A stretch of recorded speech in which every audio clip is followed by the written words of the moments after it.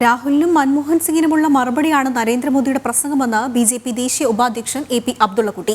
രാജ്യത്തെ സ്വത്തിന്റെ ഒന്നാമത്തെ അവകാശി മുസ്ലിംകളാണെന്നാണ് മൻമോഹൻ സിംഗ് പറഞ്ഞത്. ജനാധിപത്യ രാജ്യത്ത് അങ്ങനെ പറയാൻ പാടുണ്ടോ എന്നാണ് മോദി ചോദിച്ചത്. അർബൻ നക്സൽ ആശയമാണ് രാഹുൽ ഗാന്ധി പ്രചരിപ്പിക്കുന്നതെന്നും അദ്ദേഹം പറഞ്ഞു.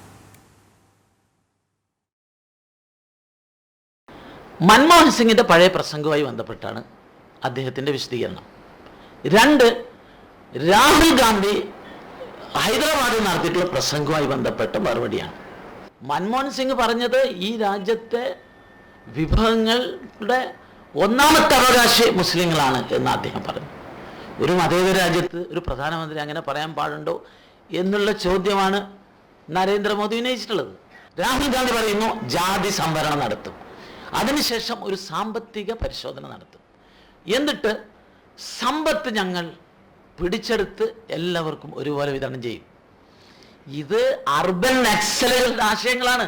അപ്പോൾ മോദി ചോദിച്ചത് കൂടുതൽ പ്രസവിക്കുന്ന ആളുകൾക്ക് കൂടുതൽ സമ്പത്ത് കിട്ടും എന്ന് ചോദിച്ചു. അവിടെ നരേന്ദ്രമോദി മുസ്ലിം എന്ന വാക്ക് ഉപയോഗിച്ചിട്ടില്ല.